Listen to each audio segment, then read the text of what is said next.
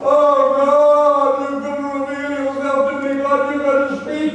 And so, listen, in 1 Kings 19 verse 11, and Elijah said, God said, Elijah, go out and stand on the mount before the Lord. As behold, the Lord passed by, and a great strong wind tore the mountains and broke in pieces the rocks before the Lord, but the Lord was not in the wind. And after the wind there was an earthquake, but the Lord was not in the earthquake.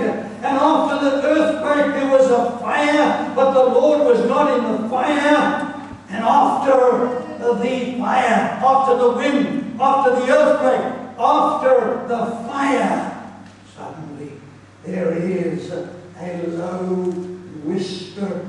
And when Elijah heard the gentle whisper, he wrapped his face in his cloak, and he went out and he stood at the entrance of the cave, and behold, there came a voice to him and said, "What are you doing here, Elijah?"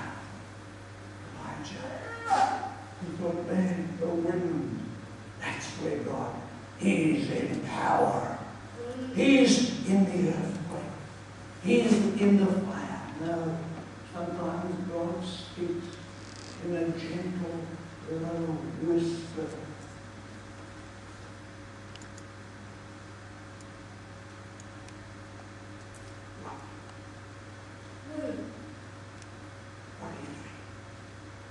What are you doing here? What is my plan for your life? Are you interested in knowing what my plan is for your life? Pay attention. Don't sleep in the meetings. Don't run in and out. Because you see, at the most least unexpected time, the Lord wants you to take a small step. Because you see, God has got a plan for you, for me, for every one of us. You say, oh well, I can never be a preacher like you. You don't need to be. To touch the world, to rock the world, to rock your world. All you need to take a small step. God will do the rest. In whatever way God chooses to appear, the most gracious of all ways seems to be when the Lord turns up as a human being. In Genesis chapter 3 and verse 8, listen, Adam, and they heard the sound of the Lord God walking in the garden in the cool of the day. Let me tell you something, it is awfully difficult to hear somebody walking on grass, It is extremely difficult. You've got to have both your ears, and you've got to have your ear to the ground. But listen, they heard the sound of the Lord God walking in the garden in the cool of the day, and the man and his wife hid themselves from the presence of the Lord God among the trees of the garden. I want to say to you, friends, sometimes God comes to you walking on the leaves, walking on the grass. He comes to you as a human being. What appears in your life? He says, listen, I've got a message for you. Friends, God can also appear to you. Like he did in Bethlehem to Joseph and Mary. And how do you do? It's a little baby. Listen to Matthew 1:21.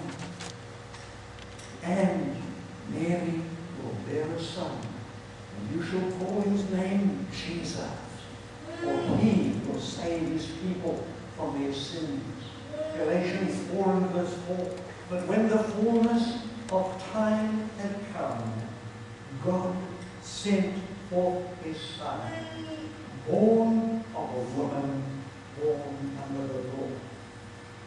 Fullness of time. See, this is when God appears to you in some form that is, who doesn't like looking at a little baby? There's something so beautiful, so gentle, something so intriguing, something so absolutely, that just tingles and pulls at your heartstrings when we see a little baby. And I want to say to you this morning, friends, that if your little child can come to you and give you a word, that you need to be listening. You need to be at the place. You need to be in the entrance of your little room. The place where you are quiet. The time when there are no distractions. You need to be listening very, very carefully. What I love about God is that he turns up in ways that will have a profound impact upon your life and mine. Yet, it is so personal. You are not just a number. Many of us think, well, there's so many Christians, so many people in the world, we're just a number. No way. No way. God is personal. He doesn't work through your father. See, God has got no grandchildren. God's only got sons. No matter of fact, you've got daughters. Yes, in many cases.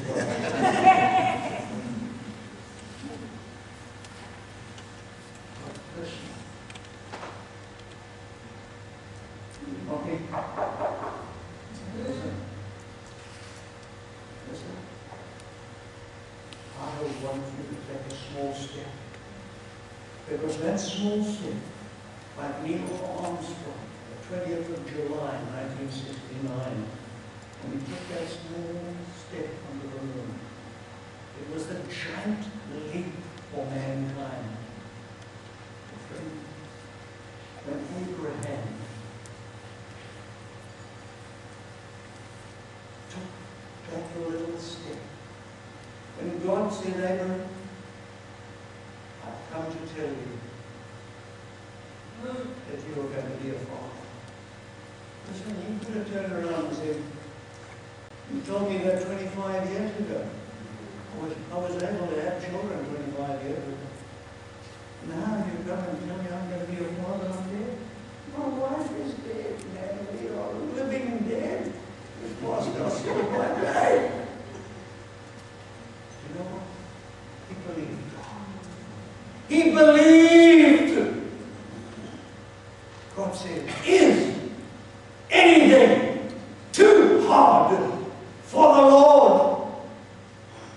It's about time some of you start getting up out of your little rocking chair and start believing. Because unless you believe, you're never going to make an impact. You're never going to see the hand of God. Unless you start getting